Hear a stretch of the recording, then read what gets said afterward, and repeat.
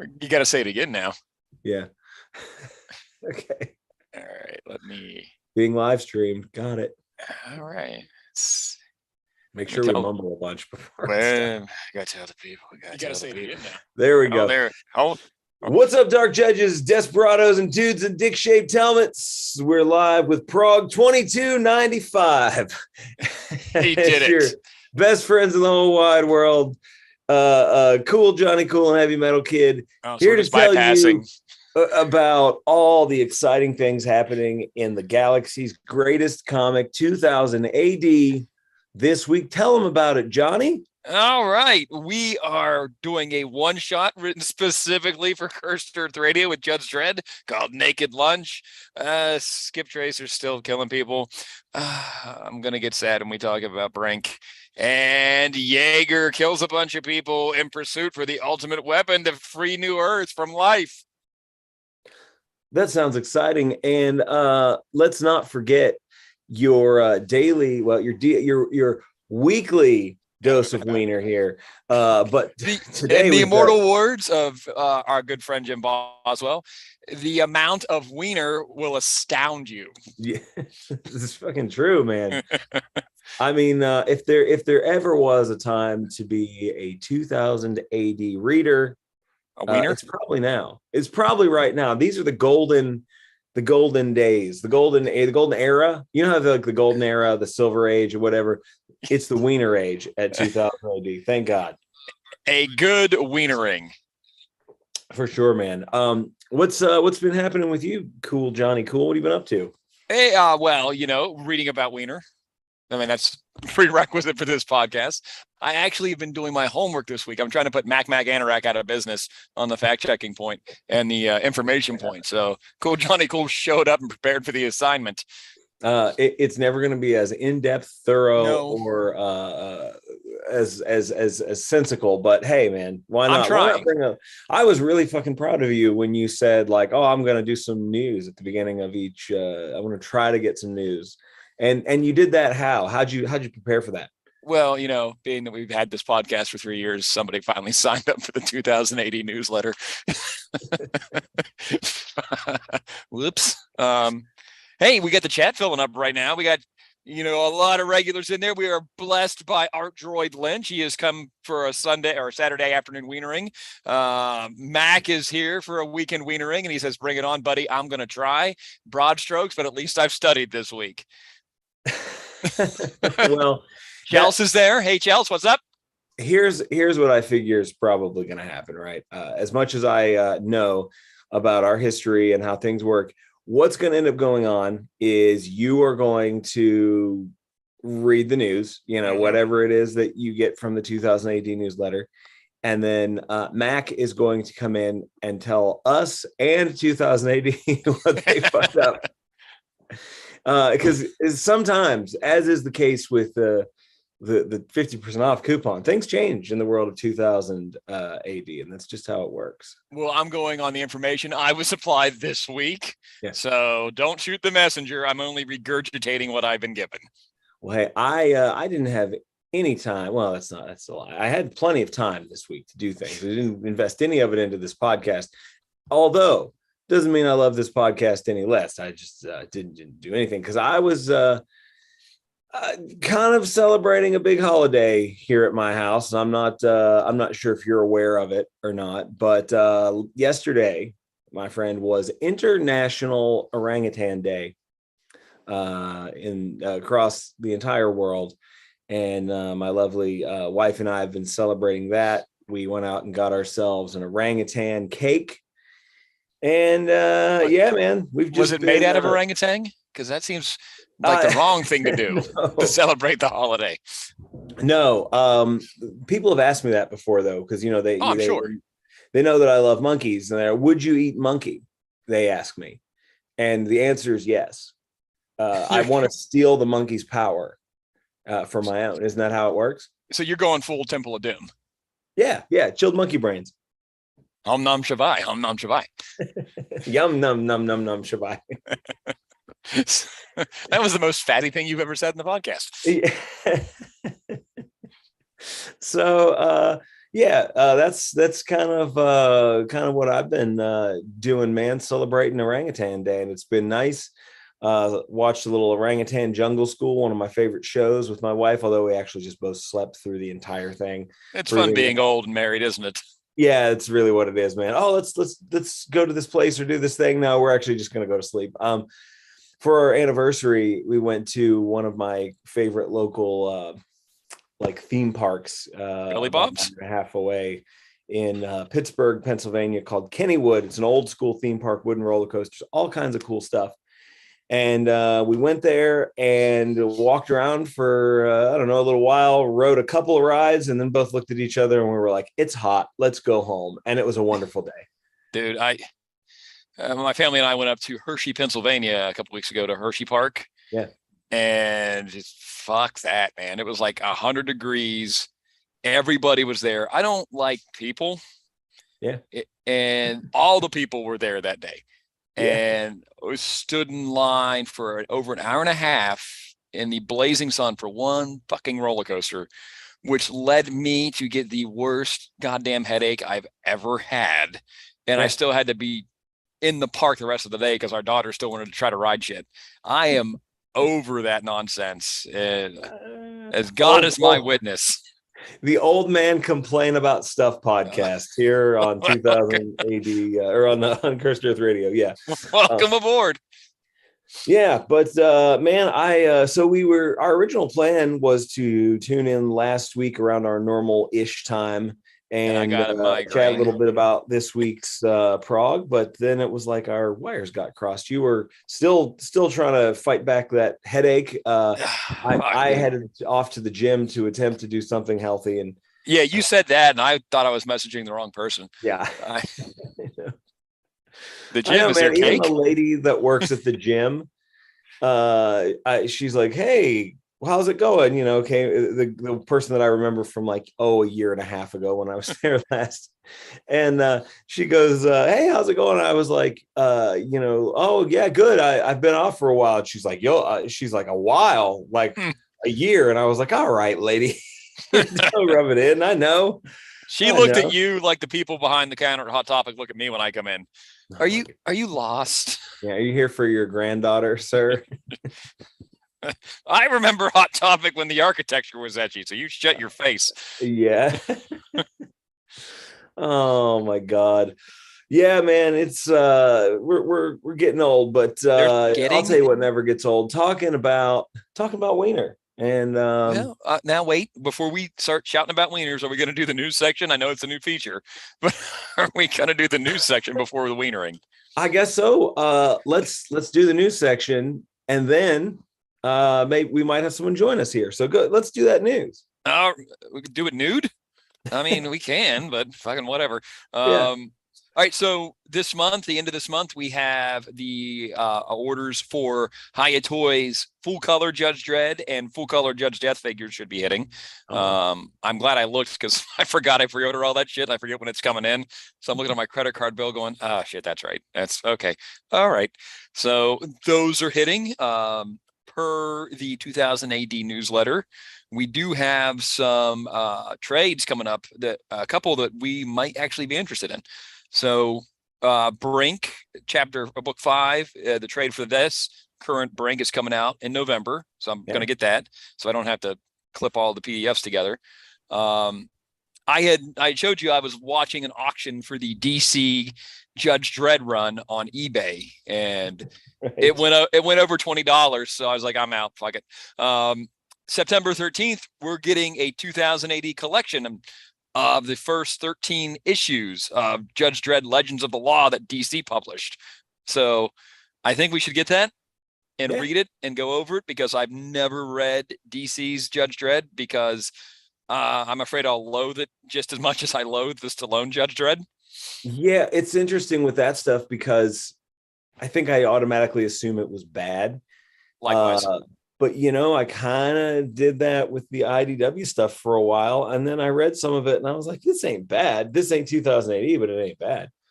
I did the same thing with IDW, but when I read it, I realized, oh, they're not just trying to regurgitate Yeah. the 2080 stories are putting their own spin on it.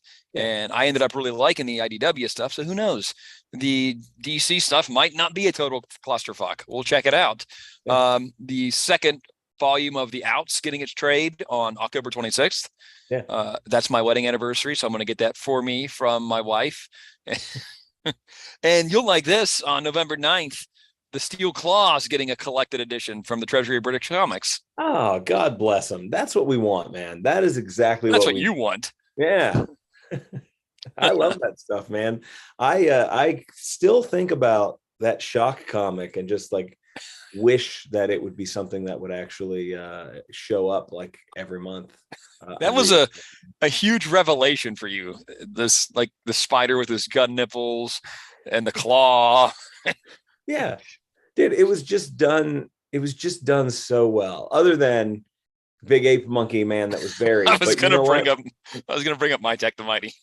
But the thing was, I know that the author, whoever wrote that story, I forget who it was, what they were doing was they were saying like, yeah, man, come on, let us do more of this and we're going to get more My Tech. So it's not like I don't fault them for that. I fault the Prog buy in public for not picking up Shock and really making that thing a success. But we did get a new run of Hookjaw out of it, and Shocko. Like that was a weird time. The inexplicable things happened that never should have happened. But we got a full run of Hookjaw in the Prog. We got Shocko in a Judge Dredd story. It was amazing. Yeah, man. It was giving the people what they want. It's what it was. Well, we like three of us at least. Have you seen that 2080s really hyping up the new audiobooks they've got coming out? No, but I had some people send me links to like advertisements for them. So they've got little audio clips for all the voice actors and actresses they've cast for everybody. I'm a little bummed that Toby's not Judge Dredd. Yeah. Because he's part of our world. Definitely my favorite Judge Dredd voice actor. They've got a man named Adam Basil cast as Joe. They've got Chuck Modu as Rogue. They've got Patrick Warner as Nemesis, and his Nemesis, like I've been listening to the audio clips, sounds really good. Keith Allen's going to be Torquemada. Colin Salmon as Judge Fargo, and they're doing Origins. He sounds really good. He's got the gravitas. Yeah. Let's see. They've got Amber Rose Riva as Judge Anderson, not Judge Hershey for you, which is going to be even more difficult for you since it's just audio. Yeah. They've got I can't even pronounce his last name, Peter Serafinwicz. I probably fucked that all up, as Judge Death.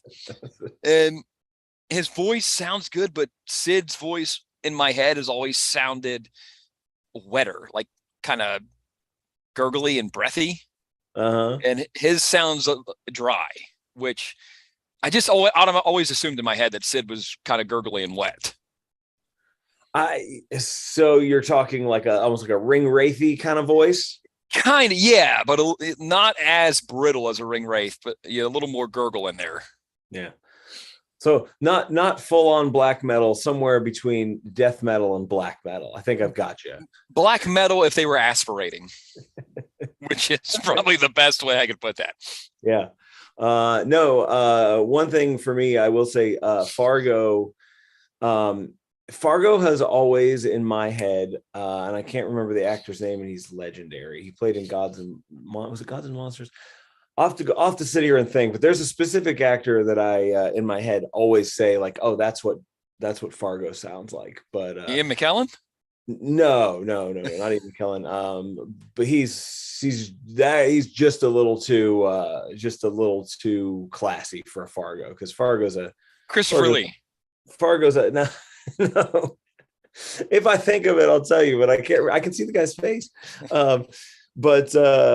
Yeah, he's just for me, like he's like the Uber John Wayne, but not John Wayne, because Dredd's John Wayne. So, but yeah, I think I don't know, man. I'm looking forward to the audio dramas because I do lots of driving for long distances all the time, and it'd be cool to listen to that. Comes in handy, at least you get somewhere to go when you're not just listening to like Bananarama. One of the audio dramas that they did along time ago that focused on Judge Rico clarified that character a lot for me. And I felt like with some of the best Judge Rico stuff. And I can't remember exactly what it was called as far as the stories were concerned, but it was back when we didn't get much of this stuff. And I was just looking as much as I could, trying my best to find anything Dredd related. And I found that. So I'm certainly going to pick those up, man. Listen to those all the time. It's always an uphill battle in this country that you and I have it to find anything Dredd related. And that's why we're so happy to find anything. Like we will even give Stallone's Judge Dredd a chance. That's how desperate we are for any mainstream product over here. And Mac just gave us a synopsis for the DC Dredd in the chat. He said it's its own independent universe, but it's still Americanized. So I'm gonna, although IDW was Americanized, so I should probably shut the fuck up and actually give it a chance. Right. Dredd's gonna be hitting on ladies and shooting lots of shooting machine guns, and as long as it's not written like Inferno was. Yeah, because that was way off the fucking mark. And Mac, we're sorry we kept you up to 2 a.m. your time. We tried. I'm sorry. We really tried. We do our best. Well, that's not always true. No, we do a thing. Yeah, yes. So you want to bring our guest on? Yeah, as long as he's okay with his career being ruined by appearing. Yes. Yeah, I think so. Let's see if this works. So Jake was in the chat there. Mason is still in the chat. But I had let him know we were going live, and I was like, hey, if you want to join in with and chat with us, you're more than welcome to join in and chat with us. And here we have him in the waiting room. So let's see, ladies and gentlemen, we're going to chat with Jake Lynch. This one was unplanned. So, we don't have all of our questions about people's pubic hair lined up for you. That's bullshit. You always do. let's see if we can bring him on. We got Jake Lynch coming in. Hello. He's connecting on my screen. Oh, he's connecting. Okay. Oh, yes, I see. I don't see a microphone. So that means his microphone is connecting. We were talking about how hard it is to get technology working when you're an old person. And wait till you hear the unedited intro for this episode. I know. Yeah. I think Jake's in the same realm as us on his love-hate relationship with technology. Hello. Bloody hell, guys. I told you never to stop calling me at work. You know this. Yeah, there we go. That's hard. Work never ends. When all you need is, do you need technology to do work? I guess you do, because all of your stuff is digital. Yeah, that's true. Yeah. We're waiting for rolling blackouts here, so I don't know what I'm going to do then, but so far so good. Oh man, and somebody already yelled it out in the chat, Jake. We were trying to come up with the name of the Jake Lynch. Please don't do that. Elite fan club. No, someone already said it in the chat. And so I don't know if you heard last week's episode, but I said, oh man, Lynch Mob is a cool idea, but 2022 makes it unreasonable. And then my co-host goes, oh, well, unless you're, he goes, unless, what did you say? Unless you're George Lynch. That was his last name. Yeah. Your co-host isn't the sharpest bowling ball in the shed. I'm sorry. Yeah, I would steer clear of the old Lynch Mob. I think there was actually a band called Lynch Mob. Yeah. Yes, sir. Yeah. A very long time. A friend gave me an album of theirs. I've never played it. It's just got like really wild sort of like cover art on it. I remember it's really, really ridiculous. It's the guy from Dawkins for sure. It's George Lynch from Dawkins, and I don't know who else, because I also have when I was younger, I would see Lynch Mob album covers, and they didn't have enough bats or people looking skeleton-like or anything scary, so I just passed them by. You say that like when you were younger. That's still your criteria today. That is true. Yeah. How many people are holding candelabras? That's how I judge a good record. So we really didn't get to sit down with you guys and have our chat about Proteus Vex and what went down. We still want to do that. Yeah. But in the meantime, you're working on the next Proteus Vex. How's that going? I'm just about to finish episode 3. And I obviously can't tell you a lot about it, but I will tell you Mike has written another really brilliant story. And I might even go out on a limb and say I think it's better than the last one. This Proteus Vex thing, it looks like it's on track to, like, I feel like it just needs to be a regular. I feel like when you get 3 and people are still excited, that means you're like right in the pocket there, and it needs to just become a regular thing. Well, I don't know. I have a bit of a reputation of screwing up these sort of things. I've I had a series before, which I thought went really well. What was it? It was like Orlok or something like that. And I thought the first one I did, that seemed to go down quite well. And the second one I did wasn't so good. And we never got to the third one, which would have been brilliant because Arthur told me the story. But yeah, so I've got my fingers crossed on this one. So all your support is gratefully received, guys. Yeah, man. I think we certainly it was our favorite thing in the Prog, and it usually is. Every time it comes back, it's our favorite thing in the Prog. So yeah. Oh, without a doubt. Like, as soon as the current chapter ends, we're automatically champing at the bit for the next chapter, because you guys always ended on a cliffhanger, and it leaves my host and I what ifing ourselves for like 8 months. Well, as I say, we will happily come along and do another sort of chat with you guys about it whenever you want. Just give us a bit of a heads up. Yeah, and I think one thing I'm excited about in the next one, completely out of context, this is just, my brain works like this. I can get totally excited about something out of context. There's a peanut-shaped alien, and he's to me, he's like on track to being one of the best characters of the entire series. I'm like those people that thought Jar Jar was going to be the great character, but this guy's shaped like a peanut. He has to be cool. I don't know. Hang on, which character is that? Sorry, I've got so many characters dancing around in my head for him at the moment. The bounty hunter characters. So this was a guy and the only reason I know about this guy is because you posted a little like work in progress, and okay. He was in like the cockpit of some space vessel. God, I don't even remember that. Oh yes, yeah. Oh, I remember that. Yeah. So I've drawn so many new characters. We're only on episode 3, and I've drawn so many new characters that it's difficult to keep track at the moment.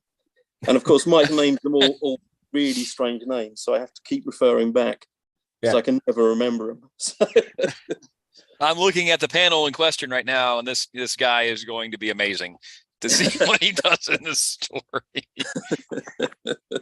Well, I mean, he's got giant, wiener-shaped aliens to contend with. So he's going to be the hero, isn't he? He's going to be the new main character. He's going to.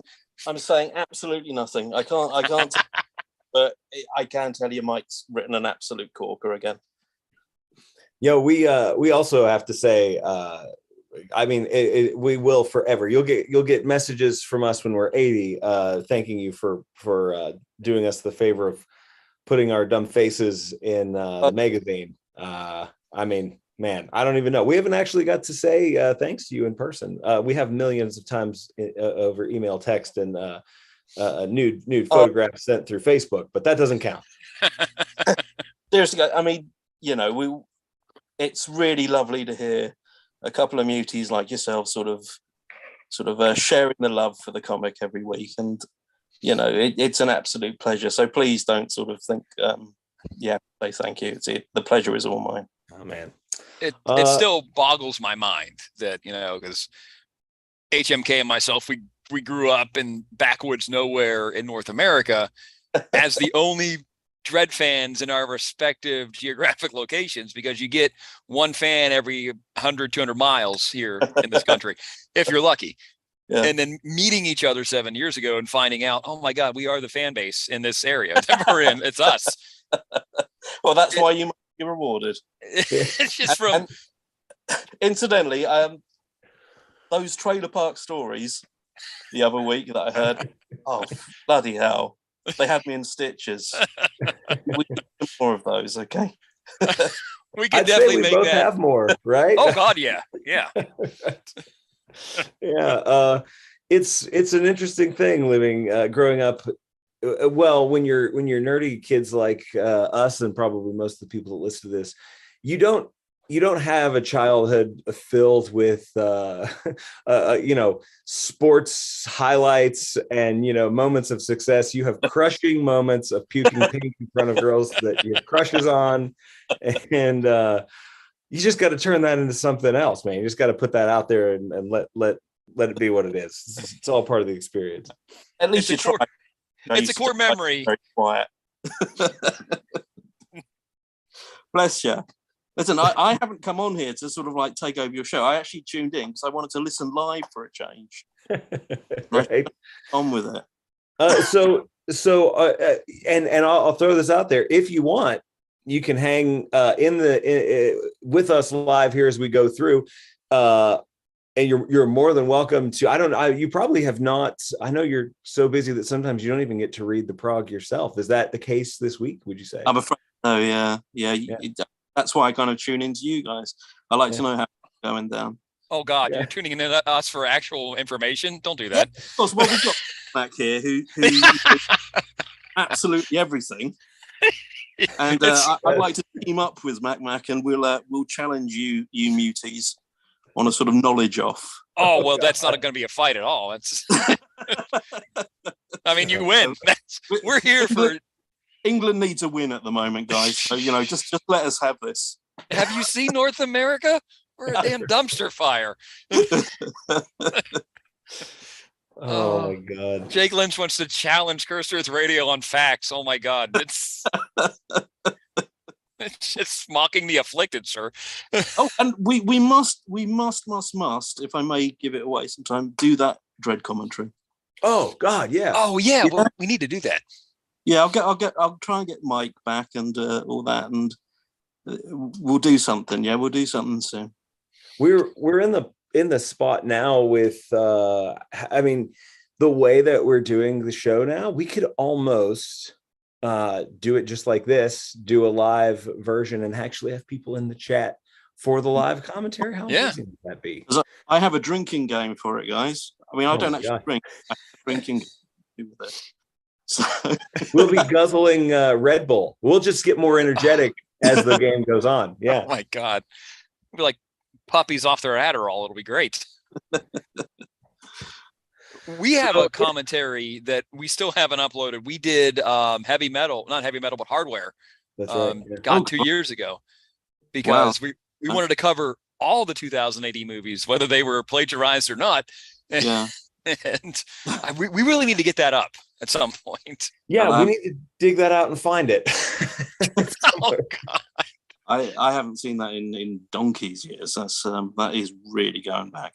That was one of those, when I watched it the first time, I watched it when it came out in 94, and it felt really familiar. And then I did some digging and found out why it felt really familiar. Oh, things stolen. That's why. Yeah, you're right. as so much is from 2000 AD. Our entire current reality here in the United States has been stolen from 2000 AD. No, it's been prophesized from 2000 AD. Well, yeah. I've just been seeing all this thing on AI art from like Kenny Hoob today. It's like, I'm pretty scared, guys. I'm just thinking, God, I'm not even qualified to like stack shelves more, and it's just like, what am I going to do? Yeah, I was talking about that with someone else, man, and I think it's like, real question: do you think it becomes this thing where the only thing I can liken it to is, record collectors, because I'm not a record collector snob, but you meet record collectors who are to some degree, they want the real. They want to hold it in their hands and like, oh, everything sounds better on vinyl. And they're just like the purists. I think we're going to have that. I feel like AI art would be kind of stigmatized as like, I don't know. Cause that's the feeling that it gives me. I've seen some of it and it's cool, but it's like, oh man, something doesn't feel right. How do you feel? Yeah. I mean, you guys are both artists. Like, what does that do to your? I've seen some really quite interesting stuff, and I've seen some really awful stuff. And the interesting stuff, always makes me take stock a little bit. It's because it'll just get better, won't it? It's just a question of time. So, Yeah. It doesn't. The only thing that stops it though is AI is only based on things that already exist, right? I mean, it's like it has all this information uploaded. It doesn't have its own imagination. But then I guess that brings this weird existential question of like, does imagination only come from past experiences? Like, is imagination built on things that already exist that we've sort of processed, or is it something that is like it's an innate thing that we're born with? Sort of art debate going on here. It's just a step closer to them finally overthrowing us, and I, for one, welcome our new computer masters. It's going to be great. Skynet is watching and listening. Well, I'll tell you what, Jake. If there's one thing that AI art can't do, it can't come on Cursed Earth Radio and talk about Wiener. So if something goes down and Tharg fires all of his artists and replaces them with real art droids, you can just come and we'll cut you in on 1/3 of the money that we make from this, and we'll all be fine. I will end up sort of sounding like, back in my day and all that sort of stuff, and the volume will start slowly going down and down and down. But I will look forward to it, and I appreciate the invite. Yeah, man. So yeah, let's set that up. And I'm sure our listeners really want to hear more Proteus Vex stuff, because and just more like Jake Lynch and company on the podcast in general, because we got good. I like these things with Mike, because Mike he can spin it, and we can all just sort of sit back and listen to him, and that's perfect for me. But guys, I'm gonna let you get on with your show, because I want to hear what's going on in the prog. We'll talk to Mac. He'll be in the chat, fixing all the things we screw up. Yeah. All right, Jake. Thanks for stopping by, man. We will chat soon for sure. Absolutely, great pleasure. Take care, guys. Enjoying the show. Love it. Bye. Later, Jake. Bye. All right. So I suppose now it is time for good wienering, Johnny. It might be my ego talking, but I am completely convinced that 2000 AD is finally writing stories specifically for this podcast. Prove me wrong. Prove me wrong. Okay, so when this character showed up before, it was a fun little encounter with Dredd. We got all these great Dredd penis jokes. We ended our read of that specific story, which I don't remember what Prog it showed up in, but going, well, Dredd clearly has a micro penis. We decided that. And I thought that was the end. It was just a nice little joke. And then they bring this character back and double down on the innuendos here for an episode that has Judge Dredd going to Sausage Fest. I mean, they could have been more blatant and just put Cursed Earth Radio Fest, and it would have been, I think it would have been 2 on the nose. My God, just as friend of the show, Jim Boswell, said, the amount of wieners will astound you. And he ain't just whistling Dixie. The really like funny thing for me was when you just see the panel, like the coming next week panel in 2000 AD, right? Mm-hmm. You just see Dredd naked with someone dressed like a wiener, and you're like, what the fuck is going on? Like, what would necessitate Judge Dredd just being naked with his gloves and shoulder pads? At that point, I didn't realize it was this character who can see through people's clothes that he was interacting with. But the artist here was smart enough, and I don't know if Dan Cornwell made this executive decision or if Ken Neiman said, no, we must have this element where the wiener costumes, everything else is invisible, but the wiener costume, those pieces are still, you can't see through those. It's very important. It's just, I would love to hear how the pitch for this one shot went down. And I want to know how much Jim was laughing when he was coloring this thing and knowing who was going to cover this when it came out. I mean, if we are setting in the editor's chair, the pitch is okay. So Dredd is at a sausage fest, and we say, all right, write it. Yep. It's a mega epic. Do it. I want 8 parts. Drag this out as long as you can. So hot dogs in Mega City 1 are the most beloved, as they are here in the United States, in the real United States, the most beloved food in the land. Apparently, there are entire cults built around hotties. One of the first things that I made when I started creating Judge Dredd miniatures terrain was a little hottie stand. That's right. I forgot about that.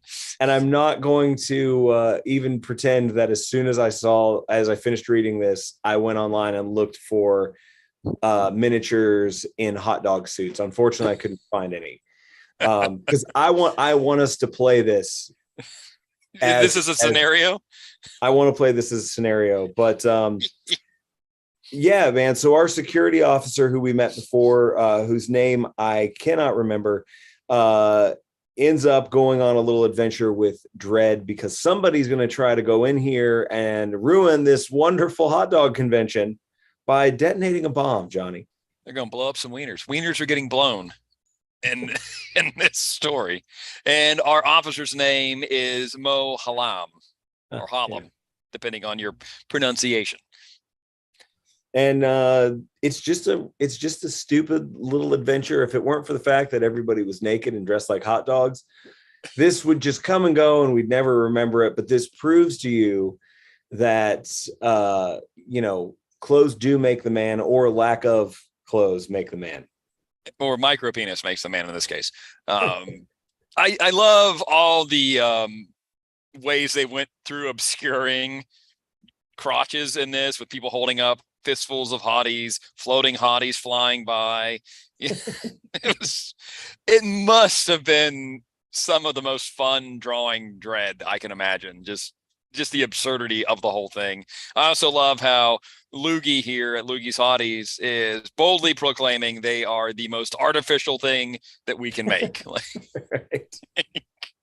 Man, and that seems incredibly silly, right? But I'll tell you what, I have so many times in my life craved artificial cheese. Like, there are definitely times when I'll be like, I just want something that has that artificial cheese taste.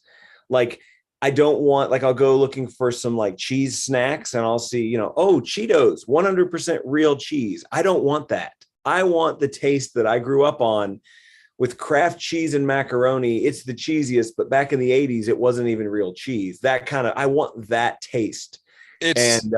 I get this. I understand why something being completely artificial tastes better. Like aspartame in diet soda. I love it. I love the taste of aspartame. I crave that. I don't just crave diet soda. It tastes orange yellow, if that makes any sense. Yeah, exactly. It's not quantifiable by a taste. It's quantifiable by a color. Yeah. And that's when you know you got the good shit, because I love going to the dollar store and getting their knockoff Doritos because they taste orange yellow. There's something awful about it that I know is terrible for me, and I will go for that shit every time. Yeah.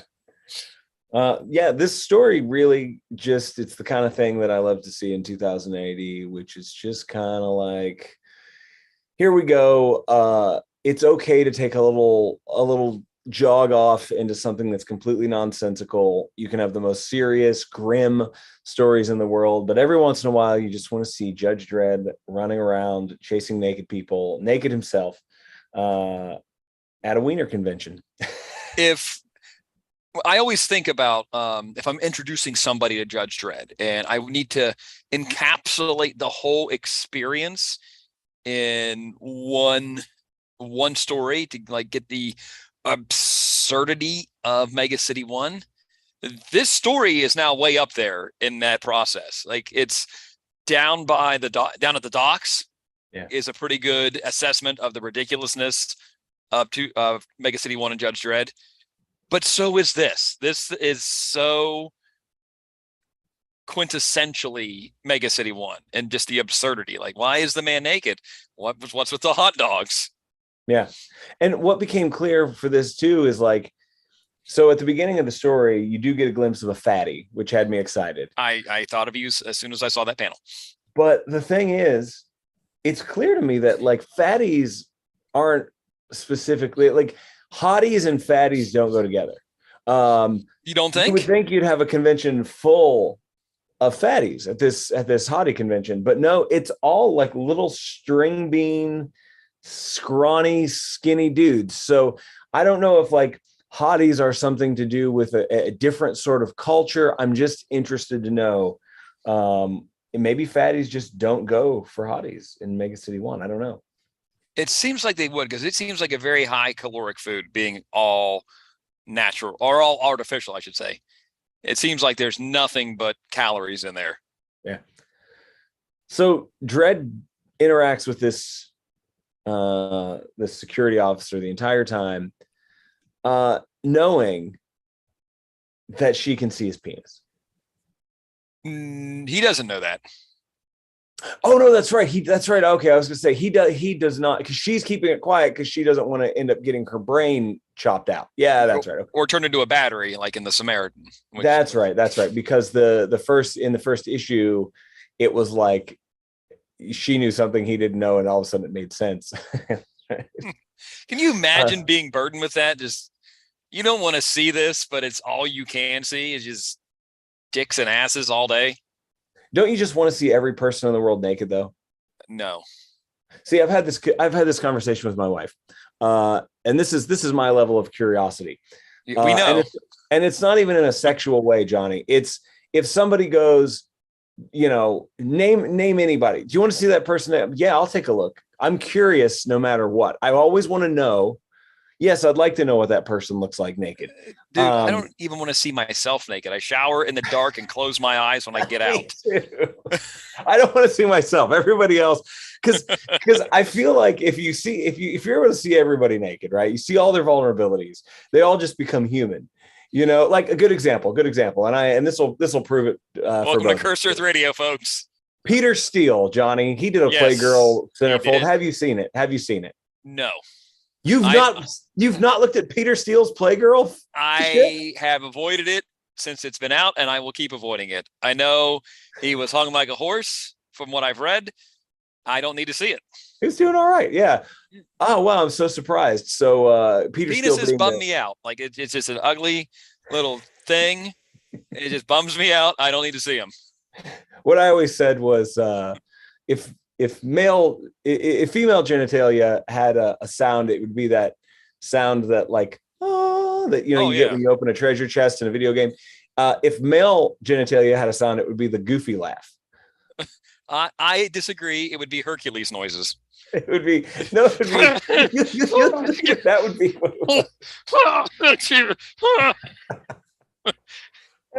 I don't God bless anybody who looks at male genitalia and thinks that's attractive, because it fucking bums me out, man. maybe you're just speaking from personal experience, though. Oh, mine bums me out altogether. Fucking dude. It's like a half decorated Christmas tree. So that shows we're two different kind of people, and maybe it's because I just naturally curious about so many things. But yeah, man, if someone walks up to me and says, "You want to see pictures of so and so naked?" I'm like, "Oh yeah, I'll take a look. Let me see." I don't care who it is. As a somewhat artist, I enjoy aesthetics, and that thing is just aesthetically not pleasing.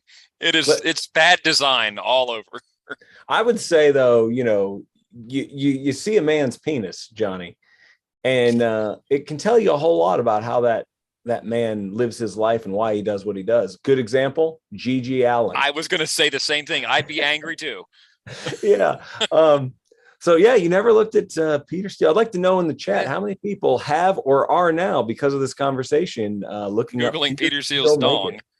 That was a big miscalculation on his part, because he thought the subscriber base for Playgirl was all ladies. No, it's like 90% dudes.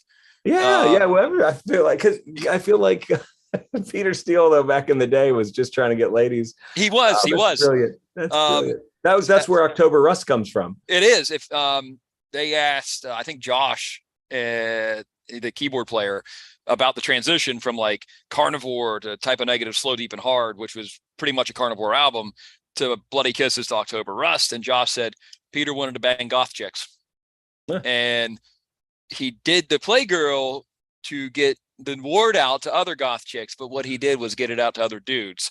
Yeah. And so much so that he wrote a song on their album Life Is Killing Me called I Like Girls to just put it out there.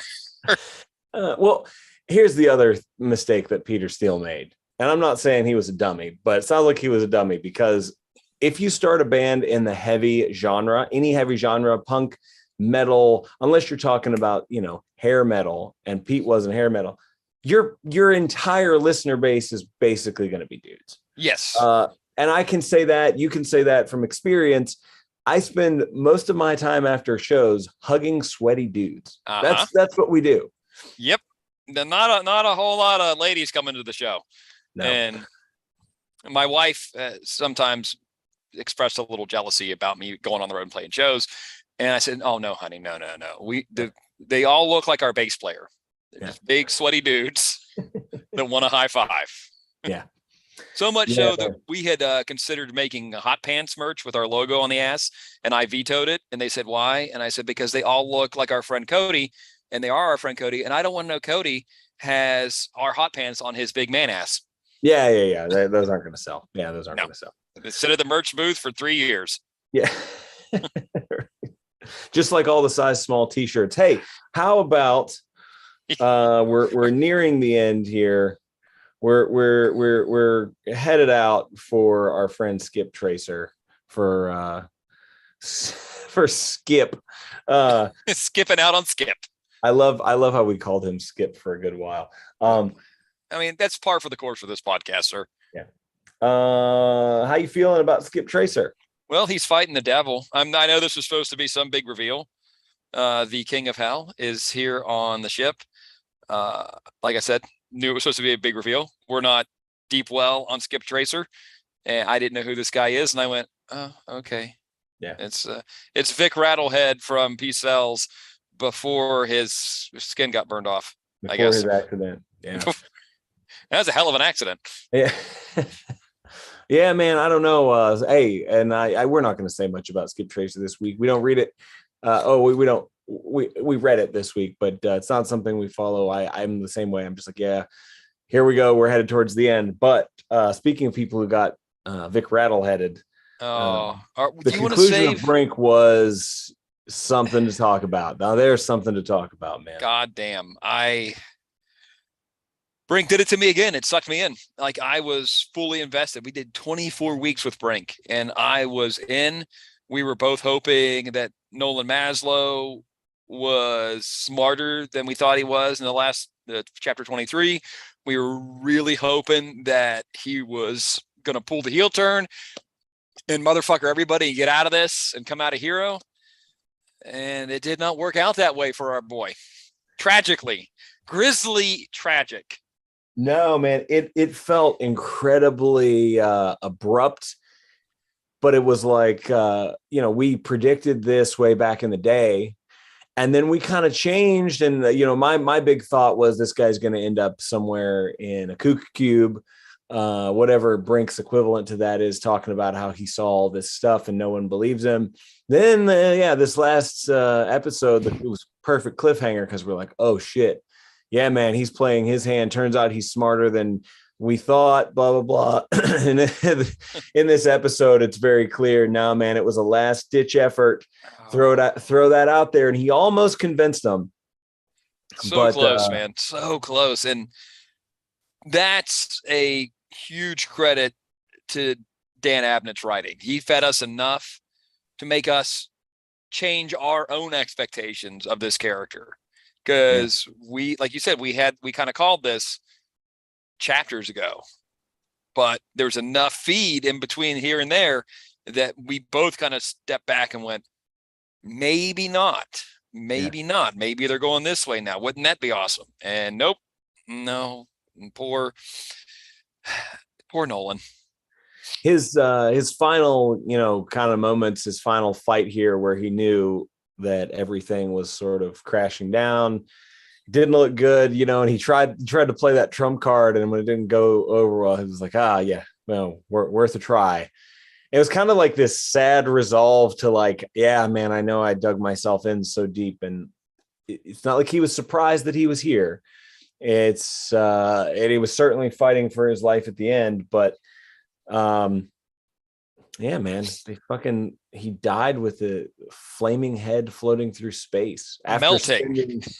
spending all this time with this man, to watch him just come to a very bitter end. Oh my God. But it reinforces the sort of the world that he's in, and how like it's not a safe place. Brink is not the kind of story where somebody's going to save everything and expose everything. Like, it's too deep. It's too deep for one man to expose. But there's one panel that we got to talk about. The elusive space slop-titted orangutan sloth. And this guy just shows up, man. I would love to own this page. I would love to own this page and have this page on my wall somewhere, or just a copy of it. Yeah, man, he's fighting for his life here. And he may be hallucinating. He may not be. He certainly sees, like you said, a weird slop-titted, sloth-like fur monster creature drag this body away. And he's freaking the fuck out. And then the guys here in the fucking, these other guys are like, you saw it, it blessed you, very few see it. Yeah. Very few were shown such respect. And he's screaming the whole time, it wasn't real. It wasn't real. And the guy bends down and he says, there was nothing in the water, Maslow. Yeah. See, I don't know anymore. We've been swerved too much. I don't know what to believe now. Oh man. Oh my God. It might be the Art Bell listener in me, Johnny, but man, that's just that little, like, that panel, and then the little 2 or 3 word bubble conversation where they validated, oh yeah, you saw it, yeah, there's nothing in the water. We don't know what's true at all, but my thought was, why would they say that to him? He's dead. I mean, they're going to murder him. They're going to put him to death for all the stuff that he's dug way too deep into. So why tell him that? If not to just make him terrified, because these guys are, they're essentially almost like terrorists. Maybe they want him to die in terror and pain. But for me, oh my God, it's so grim, man. I mean, you can tell in those last moments before they torch him that his whole world just shattered and fell down around him. Yeah. And he's saying, I hear voices now. And he has this whole psychological break right before he dies, which must have made the process that much more worse. And it's like, it's very cold and incredibly sad. But what I like about it, and again, Dan Abnett is one of the greatest, because within those 3 or 4 pages there, you see the slop-titted monkey sloth, which I want desperately to be a real entity, which, goes all the way back to the first Brink I ever read, where they said, yeah, man, there are like entities on this.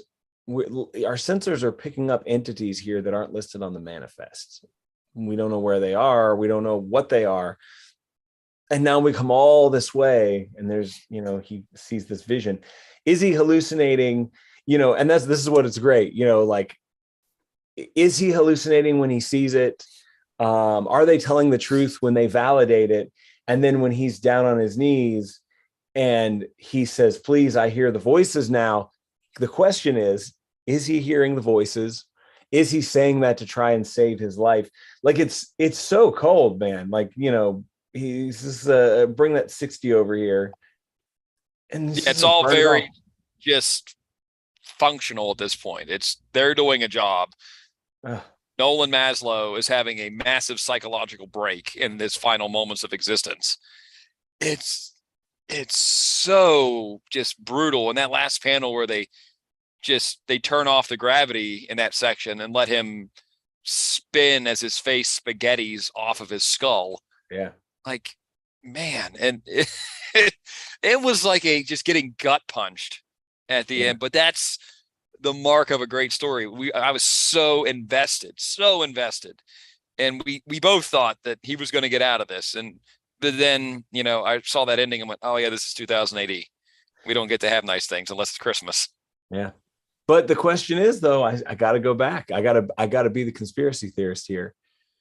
Did he die having a massive psychological break, or did he die having a moment of final clarity where he sees Monkey Sloth, he hears the voices, he realizes it's all true, but you can't keep your mouth shut, too little, too late, and he's dead. And that's what I like, is that it even lets us question. We're there to see everything play out the way it did, but it lets us question what really happened there. And it was incredible. What a way to fucking end our relationship with this guy who, I personally felt like we went through this whole like up and down sort of, I don't know, man. It was like, this guy's a fucking dork.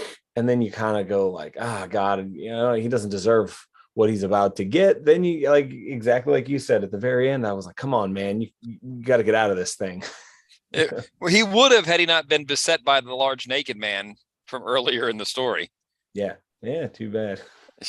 It's always being beset on by the large naked man that does you in. I know. As fun as it sounds, it never ends well. As fun as it sounds. And I mean, I'm already going, it's going to be 2 more years till we get the 6th installment of Brink. I can't wait that long. You think 2 years? Not. Well, we read Brink when we first started doing the Prog Live, which was 3 fucking years ago. Good God. Yeah. Man. Oh yeah. By the way, week before last, we hit our 3rd year anniversary from recording the first episode that nobody listening today has ever heard or will ever hear. Jesus, because it's fucking terrible. It's pretty terrible. Yeah, we apologize for that one, but hey, you can reenact it yourself. Read Necropolis and then discuss it panel by panel, dryly saying what happened and adding nothing else to it. There you go. I do think, I really do think though that something like that, what that can do for you if you're interested in more of like an ASMR sort of experience, I do think it's good for that. Oh, it'll put you to sleep. If you want to, because I do have a few podcasts, man, where I will lay down to sleep and I'll put it in my ear and I'll just let some random people talk about whatever it is they're talking about, put me to sleep. But in those situations, you need something that takes a lot longer than just a short amount of time. You don't need a little hour-long podcast. You need like a 5-hour deep dive. And that's what we did. Was it quality like 3 hours. Content? Was it successful? No. Probably no, but I don't know. There's a place for that. It's in the dumpster. That's where that goes. The worst part about that whole era is that we did the Oz episode that was 3 hours, then we fucking lost it. And then we re-recorded it the exact same way, not making it any better, just as dry, just as chafing. Yeah. Ugh. Just one thing left for Brink. We still don't know what happened to his lady. We don't. And I immediately started thinking about that. Did they kill her? Was she part of it and she helped do this to Maslow? Was she in on it the whole time? There's so many questions. I mean, I don't know if we'll ever get them answered. I would think, because everything seems to weave together, because Bridget dovetailed from her story into this story. Maybe that will be the dovetail into the next chapter. I don't know, but there's a lot of what if there, and we can what if for the next 2 years and still fucking get it wrong. Yeah. And this final episode of Brink, they gave it extra pages. It took the place of something else this week, and I was fine with it. Brink, I always say it, I wish Brink could just be like Prince Valiant in the newspaper and just never end. I knew it was a double length one, but when I read it, I was like, that didn't even feel like it was double length. I felt like it should have. I think the ending was so abrupt that it made it feel like it was somehow shorter than it should have been. Yeah. Yeah. It could just, as far as that's concerned, it's just like by the time you're there, you always leave Brink wishing that it wasn't over. That's a good quality. Dan Abnett's Yeah. great, man. He's Always leave the party early, never overstay your welcome. yeah. Yeah, man. So what else do we got here then? That brings us to Jaeger. And strangely enough, I'm still invested in this one too. And it really, really makes me, it's so reminiscent of Apocalypse Now that I went and did a deep dive into Apocalypse Now again. Which version did you watch? Did you watch Redux or did you watch? Yeah, I watched Redux, and I also listened to the audio commentary. And man, I've seen Apocalypse Now numerous times, never delved into the history of the film and how it took place. But I didn't know that it was so off the rails that they weren't using a script. Yeah, I'd heard that the whole production was kind of chaotic and just weird thanks to Brando. Oh, yeah, thanks to Brando. And just, some of these directors, this was back in the day when like director had a certain kind of power. Certain directors did anyway, like where, Stanley Kubrick had it, where some of these directors, like, I know there's pressure, but they can pretty much just do whatever the fuck they want without the studio interfering. He was shooting this movie. His only script was a physical copy of the book Heart of Darkness. And he would get up every morning and they would go shoot whatever sort of came to mind. He'd have a little shot list made out, and to the point where at the end of Apocalypse Now, they had this entire village wired to explode. And then he said, you know what? I don't think that's the message I want to send. And they just didn't blow it up.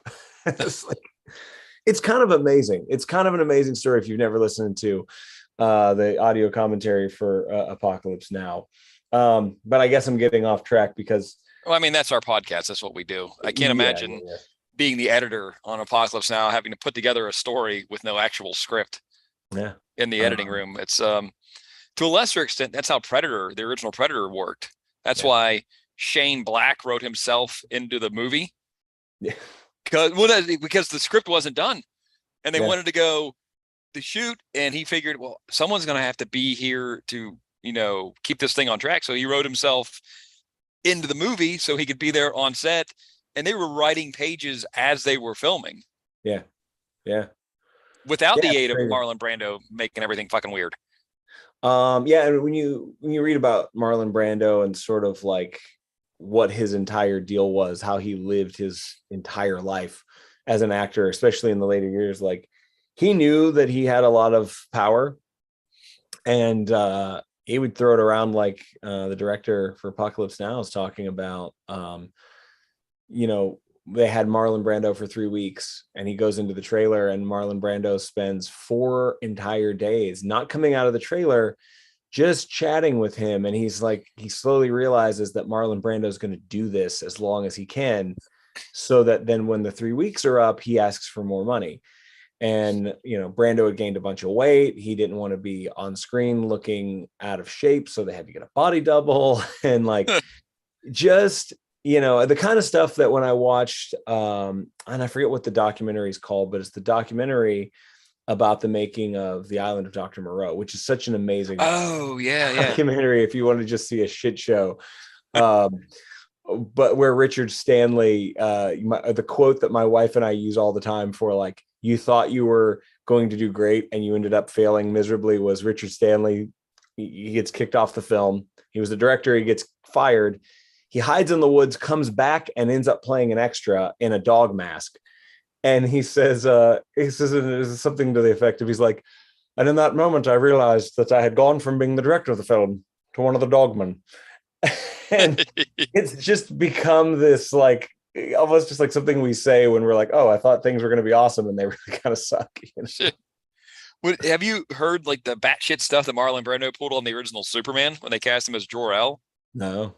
He wanted Jor-El to look like a giant floating donut in the sky, and he was just going to voice it, and that's how that was going to go.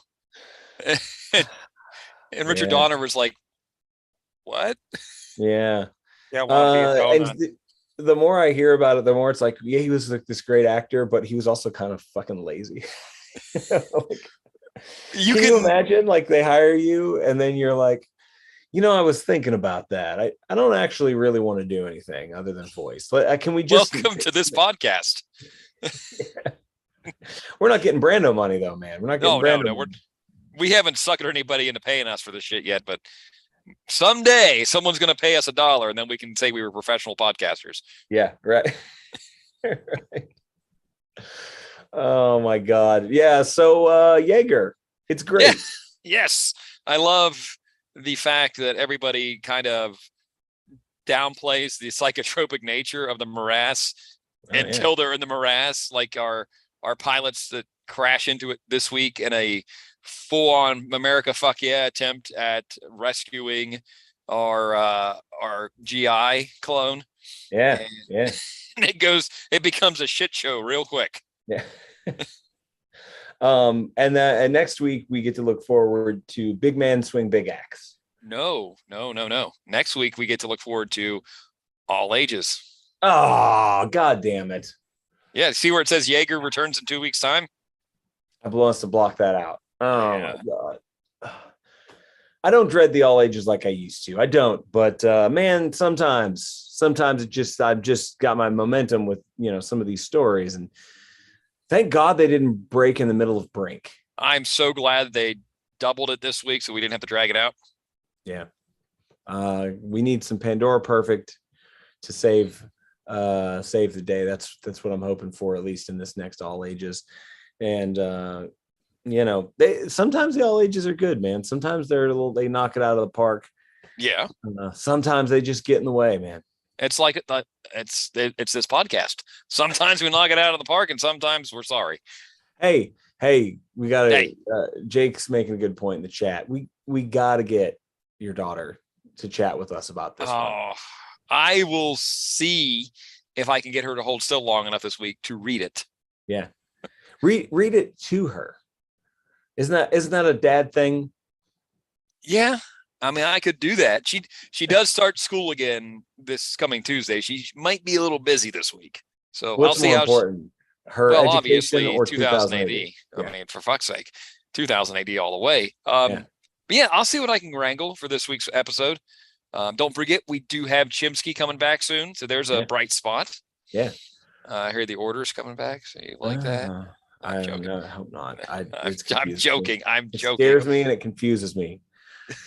We do have Fall of Dead World coming back. I still need to get the 3rd volume of that. I haven't. We need to take a trip up to Pittsburgh Comics and get our fill of 2000 AD stuff. What are you doing today?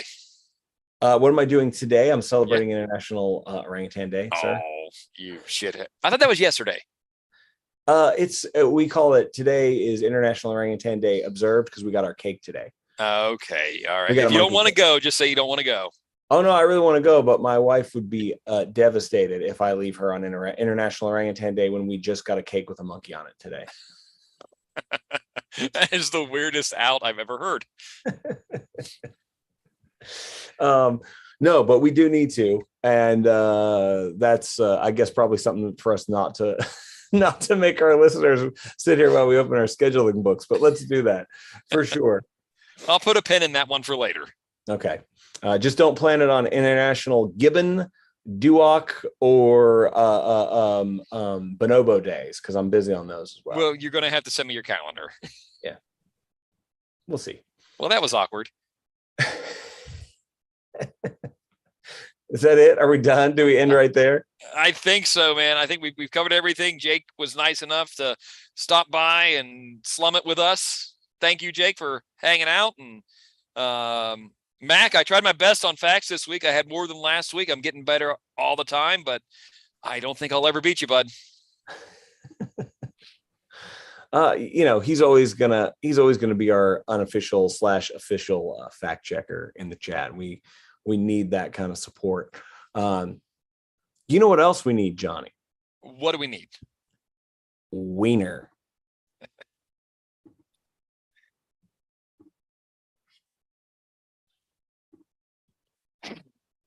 Keep trying. Are we still recording? We're still live, bud. God damn it. I don't know how to get, I'm going to have to shut my entire computer down. I'm dead, dude. I closed every fucking window. I was like, Yep. So we're still I live. don't know how to end it. We're still live, bud. Until next time.